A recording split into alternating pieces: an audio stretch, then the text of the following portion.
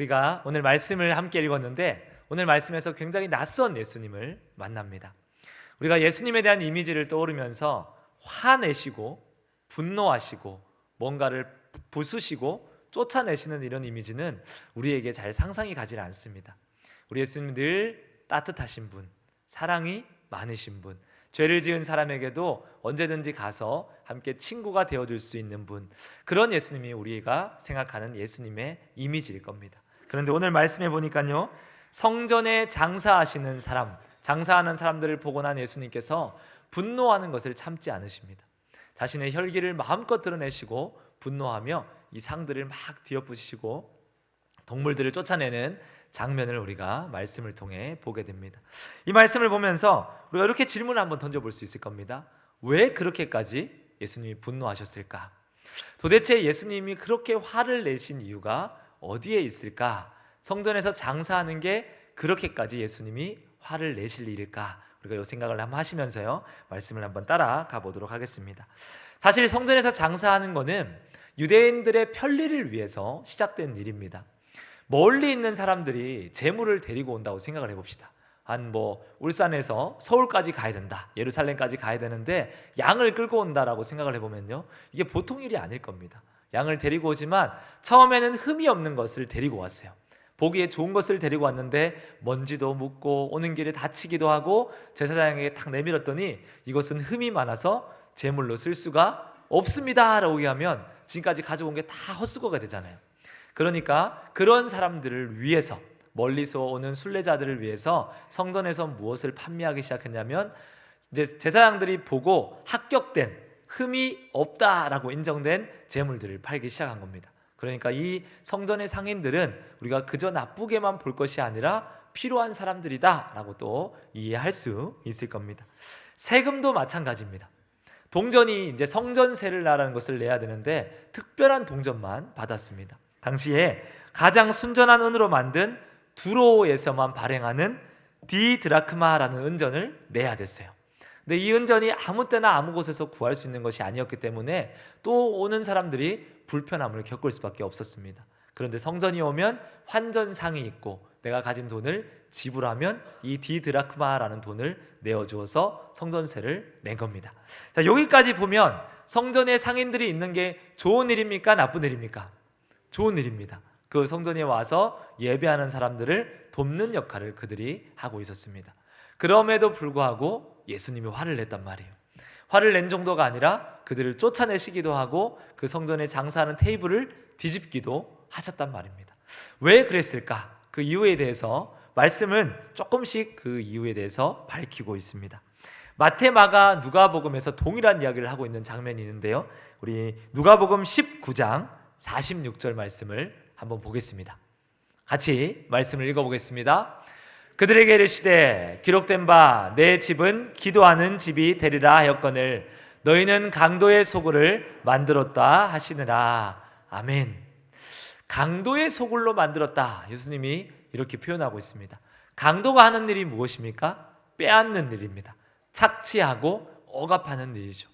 그 기도하는 집이, 아버지의 기도하는 집이 강도의 소굴이 되었다라고 예수님이 표현하고 있는 겁니다. 그 의미에 대해서 조금 이해를 해보면요, 당시에 이 제사장들이 무엇을 했냐면 성전의 상인들에게 권리금을 받았어요. 권리금을 작게 받지는 않았을 겁니다. 권리금을 받고 돈을 많이 내는 사람들에게 그 재물을 팔도록 자리를 내어주었습니다. 권리금을 많이 냈으니까 그 사람들은 또 권리금을 어디에서 얻어야 돼요? 물건값에서 얻어야 됩니다. 그러니까 이 물건을 비싸게 팔았을 겁니다. 물건을 비싸게 사는 사람들은 당연히 이곳에 와서 물건을 비싸게 살 수밖에 없었겠죠. 그런데 이제 그것이 싫어서 자기 재물을 가지고 오는 사람들이 있었을 겁니다. 나는 그렇게까지 비싸게는 못 삽니다. 그래서 집에서 키운 양을 들고 왔어요. 근데 제사장들이 번번이 무엇을 하냐면 퇴짜를 놓는 거죠. 별 핑계를 다 댑니다. 얘는 털이 좀 이상하게 꼬여 있다. 털이 이렇게 롤이 2개 정도 들어갈 정도로 꼬여야 되는데 롤 3개 정도 들어갈 정도로 파마가 너무 많이 되어 있다, 이런 얘기를 하거나요, 얘는 눈을 보니까 눈빛이 조금 이상하다, 이런 얘기를 하거나 별 핑계를 다 대는 거죠. 어쨌든 결론은 이겁니다. 이것은 흠이 있는 재물이기 때문에 제사를 지낼 수가 없습니다. 결국은 다시 어디로 가야 돼요? 울며 겨자 먹기로 상인들이 파는 그 재물을 살 수밖에 없는 겁니다. 이런 폭리를 취하고 있었던 겁니다. 그래서 오늘 예수님께서 마태, 마가, 누가복음에서 이런 얘기를 하는 겁니다. 내 기도하는 집에 너희가 강도의 소굴을 만들었다라고 표현할 수밖에 없는 겁니다. 예수님이 화를 내실만 한 거죠.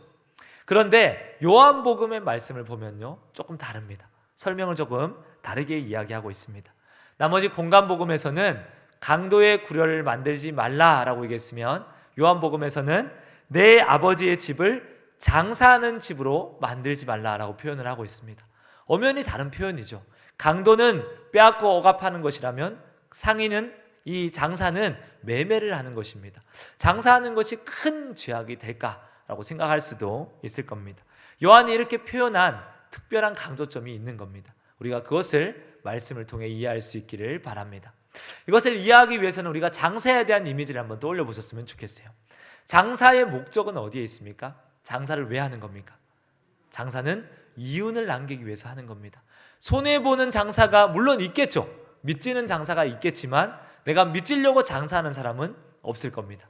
이윤을 남기기 위해서. 그래서 기업이나 사업이나 장사의 최고의 목적은 이윤을 남기는 거다라고 이야기를 할 수 있을 겁니다. 그래서 어떤 사람들은 이 장사하는 것을 보면서요, 이렇게 이야기하기도 합니다. 교회에서 바자회 하는 것은 죄악된 겁니다 라고 이야기를 합니다. 주일날 교회에서 식사를 하는데 큰 교회에서는 돈 주고 식권을, 또 돈을 주고 음식을 사 먹어야 됩니다. 비싸게 팔진 않지만 3,000원, 5,000원 이렇게 금액을 매기고 음식을 제공을 합니다.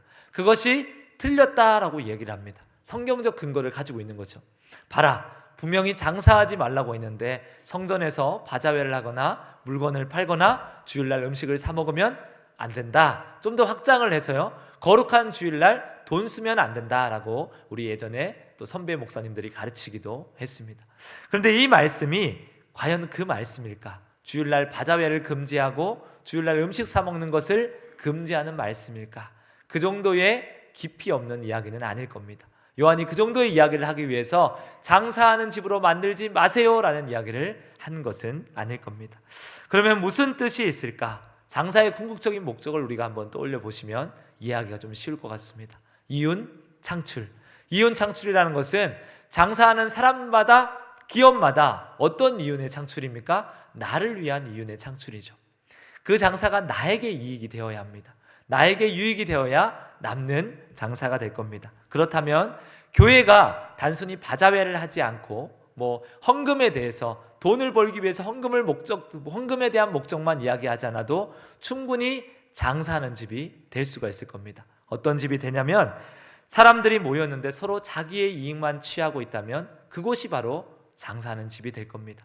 서로 나누는 것을 기뻐하지 않고 받는 것에만 목적이 있고, 서로 누군가에게 희생하지 않고, 서로 누군가를 위해 섬기지 않고 오직 나만을 위해서 내가 섬김받기를 원하고 내가 이익되는 일만 하고 있다면 거기가 바로 장사하는 집이 된다라고 이야기를 할 수 있을 겁니다. 이렇게 이해를 하시면서 당시의 성전의 모습을 한번 떠올려 보겠습니다. 제사장이 성전에 있었습니다. 그들이 여러 가지 제사예법들을 이야기를 하면서 또 성인들에게 권리금을 받고 있습니다. 그들은 누구에게 관심이 없냐면 백성들에게는 관심이 없습니다. 자기들이 출세하는 것, 자기들이 제사하는 것, 자기들이 돈을 받는 것, 오직 거기에만 관심이 쏠려 있습니다. 그리고 제사장들 말고 바리새인들이 있습니다. 율법 학자들이 있습니다. 그들이 율법들을 테두리를 치죠. 울타리를 칩니다. 우리가 안식일을 거룩하게 지키기 위해서 10km 이상은 걷지 말자. 자기들끼리 막 싸웁니다. 10km는 너무 많다. 8km 이상은 걷지 말자. 또 이렇게 얘기합니다.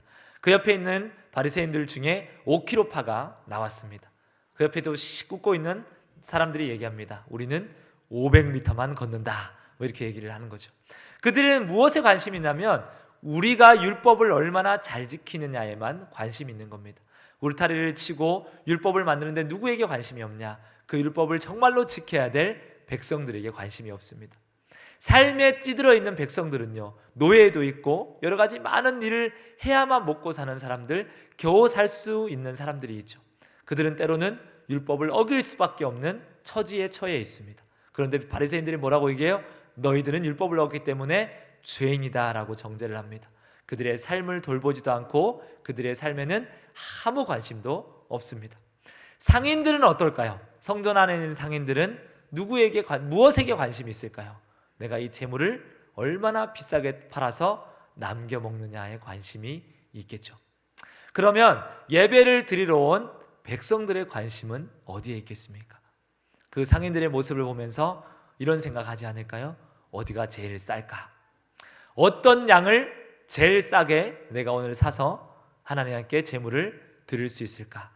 그러면 우리가 한번 생각을 해보면 이런 상상이 떠오를 겁니다. 그 성전 안에서 어떤 이야기들이 많이 오고 갔을까요? 물건값을 흥정하는 이야기들, 물건을 비싸게 팔아서 기뻐하는 상인의 웃음소리들, 탐욕의 소리들이 그곳에 왔다 갔다 했을 겁니다. 예수님이 바로 그 모습을 본 겁니다. 그 모습을 보며 우리 예수님이 분노합니다. 그리고 그 모습을 보고 있는 약한 자들이 그들의 모습을 보면서 무슨 생각을 했을까요? 이렇게 생각해 보면 좋을 것 같습니다. 내가 돈이 없어요. 근데 하나님 앞에 너무 예배 드리고 싶습니다. 그래서 제물의 값을 모으고 모아서 그 제사의 자리로 나온 겁니다. 그럴 때 왔더니 이미 제물은 천정부지로 가격이 올랐어요. 내가 분명히 지난번에 왔을 때 가격보다 2배의 가격으로 오른 겁니다. 제물을 살 수가 없는 거죠. 제물을 드리지 못하고 돌아가는 그 사람들의 심정, 그들이 바라보는 성전은 어떤 모습이었을까요? 강도의 소굴이었겠죠. 모두가 자기의 이익만을 바라는 그곳이 바로 아버지의 집을 장사하는 집으로 만들고 있는 사람들의 모습입니다. 예수님이 그것을 보면서 분노하십니다. 그리고 우리가 사도행전 3장 말씀에 보면요, 성전 미문에서 구걸하는 사람의 이야기가 등장을 합니다. 사복음서에도 그 사람은 있었을 겁니다. 계속 그 자리에 앉아서 구걸하고 있었을 겁니다. 근데 그 사람이 발견된 시간은 성령이 임하여서 제자들이 그 성전에 올라가는 그 시점에 비로소 그가 눈에 보이기 시작했습니다. 지금 성전의 상태가 이와 같은 모습이다라고 이해를 하시면 좋을 것 같습니다. 설명이 너무 길어져서 지금 표정들이 다들 지금 성전에 장사하는 사람들의 얼굴로 지금 눈의 모습이 되어졌습니다. 조금 이해하기 쉽게 설명을 좀 많이 드렸던 것 같습니다. 근데 설명이 계속 이어집니다. 이해하시고 믿음으로 받으시고 은혜를 누리시기를 축복합니다. 예수님이 그런 성전의 모습을 보면서 이렇게 말씀하십니다. 이제 그런 성전의 시대는 끝났다라고 선언하십니다. 더 이상 그 성전에서는 어떤 희망도 발견할 수 없기에 너희들은 더 이상 그 성전에서 어떤 것도 누릴 수 없을 것이다 라고 이야기를 하고 있는 겁니다. 쉽게 말해 예수님이 그곳에 와서 그 모든 것들을 막 뒤집으면서 예배 잘 드려야 된다, 너희 기도 잘해야 된다, 이런 이야기를 하고 있는 것이 아닙니다. 이 성전은 더 이상 성전으로서의 기능을 할 수 없고 내가 이 성전에 사형 선고를 내리겠다라는 이야기를 예수님께서 하고 있는 겁니다. 그래서 우리가 흔히 이 말씀을 보면요, 모든 성경에 동일하게 적혀 있을 겁니다. 여기 보면은 파란색이나 빨간색으로 이렇게 적혀 있을 겁니다. 이 2장 13절을 시작하면서 성전을 깨끗하게 하시다라는 주제의 제목들이 이 성경마다 붙어 있었을 겁니다. 그러나 이것은 성전을 깨끗이 하는 것이나 성전을 청결하게 하는 것으로 이해할 수는 없습니다. 사실은 좀 더 과격하게 성전 청결이 아니라 성전 척결 사건이다라고 이해하시는 것이 훨씬 더 맞을 겁니다. 예수님께서는 더 이상 희망 없는 이 성전에 대해서 정말로 사형 선고를 하는 것입니다. 이제 성전은 끝났습니다. 성전에서 예배드리는 모든 예배는 끝이 났습니다. 우리 영업을 하다가 가게가 망하면 무엇을 하죠? 폐업을 하죠. 예수님께서 이 폐업 신고를 이 성전의 많은 사람들 앞에서 한 겁니다. 이것이 정말로 맞다면, 제가 선포하는 이 얘기가 맞다면요, 얼마나 두려운 이야기인지 모릅니다. 저와 여러분이 예배하는 이 교회가 하나님 마음에 들지를 않아요. 예배하는 모습이 하나님 보시기에 기쁘시지가 않은 겁니다.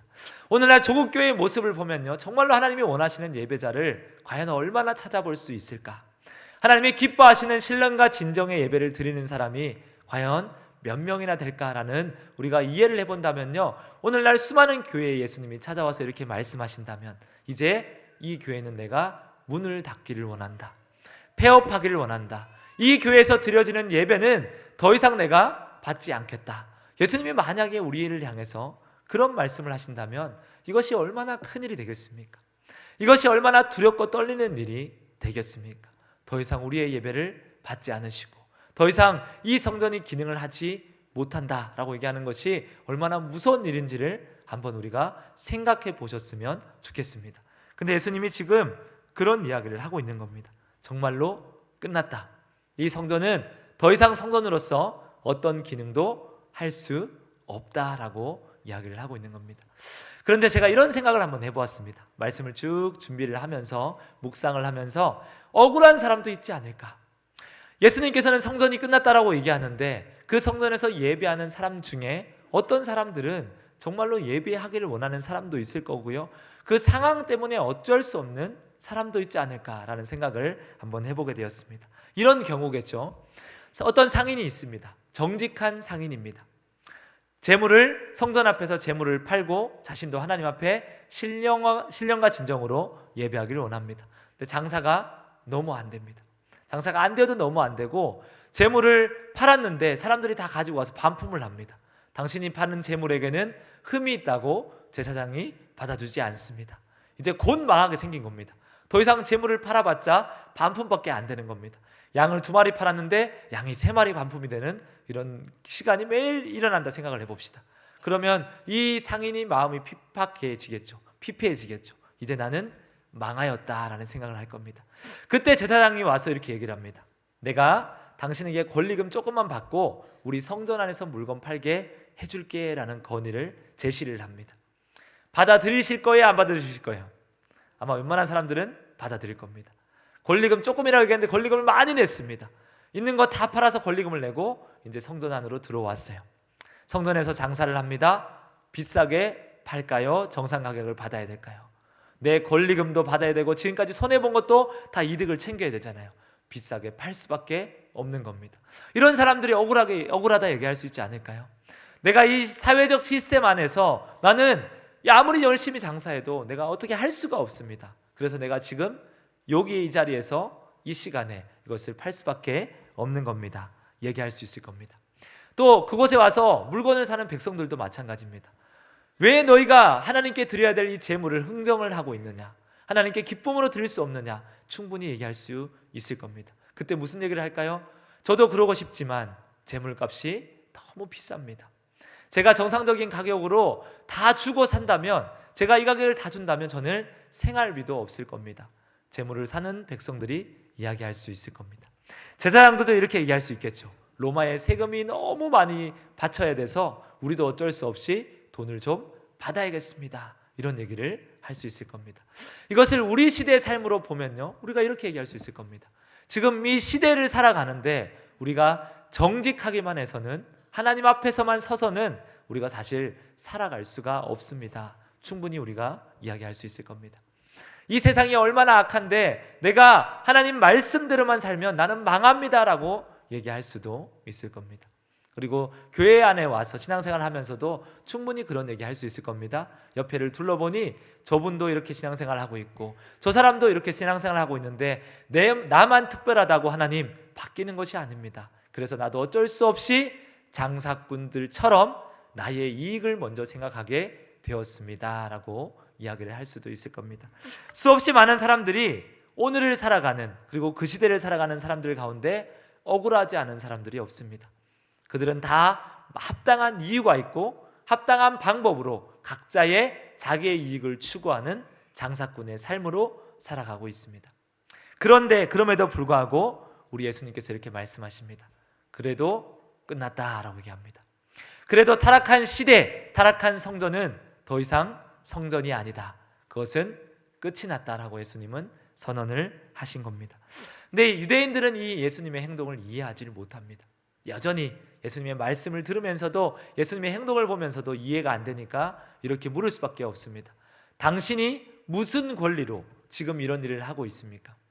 당신이 그 권리에 합당한 이유가 있다면 당신이 어떤 표적을 우리에게 보여주십시오라고 요청을 합니다. 그때 우리 예수님께서 이렇게 말씀하십니다. 2장 19절입니다. 요한복음 2장 19절 말씀을 함께 읽겠습니다. 예수께서 대답하여 이르시되 너희가 이 성전을 헐라 내가 사흘 동안에 일으키리라. 아멘. 이 말씀이 이해가 되십니까? 당시 유대인들은 이 말씀을 이해하지 못했어요. 이게 무슨 말도 안 되는 얘기냐? 그래서 이렇게 따져 묻습니다. 20절입니다. 함께 읽겠습니다. 시작.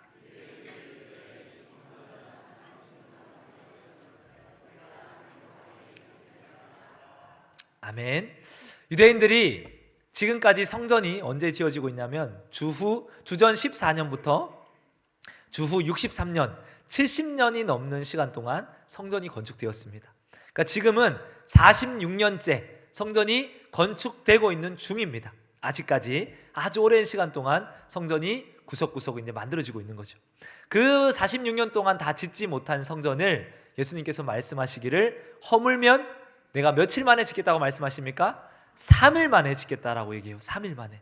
이게 말이 안 되는 얘기죠. 46년 동안 못 지은 성전을 네가 어떻게 3일 만에 짓겠느냐. 그래서 사람들이 비웃으며 예수님이 정신 나간 사람이다 라고 생각을 했을 겁니다. 그들에게는 헛된 말입니다. 제자들도 이 말씀을 지금은 이해하지 못합니다. 그래서 22절 말씀에 보면요, 나중에 예수님이 죽으시고 부활하시고 난 뒤에 그때 비로소 말씀을 믿었고 하나님을 믿었더라 라고 얘기를 합니다. 그러나 저와 여러분은 이 말씀을 믿어야 합니다. 아멘. 이 말씀을 이해해야 합니다. 이 말씀을 우리가 먹고 깨달아야 합니다. 그래야만 우리가 은혜를 받을 수가 있습니다. 그래서 지금은 잠에서 깰 때입니다. 아멘. 성전을 헐라라고 표현된 헬라어는요, 무너뜨리다, 허물다라는 뜻을 가지고 있습니다. 건물에 해당하면 그렇습니다. 근데 사람에 해당하면 이런 표현으로 쓰입니다. 죽이다라는 표현으로 바꿔서 사용할 수 있습니다.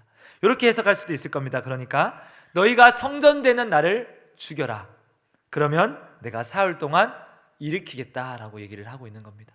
의도적으로 또 어떤 표현을 쓰셨냐면 일으키겠다라는 표현을 예수님이 쓰셨습니다. 이 표현도 마찬가지로 건물을 지어 올리다라는 뜻으로 쓰입니다.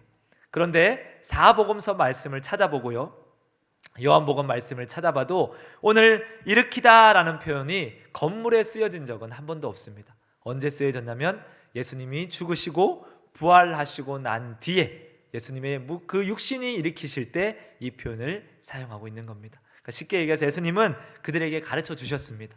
깨닫지 못하였을 뿐. 이런 말씀을 하고 있는 겁니다. 너희가 성전인 나를 죽이면 내가 성전으로서 나를 사흘 후에 나는 다시 나를 일으킬 것이다, 부활할 것이다 라는 말씀을 하신 겁니다.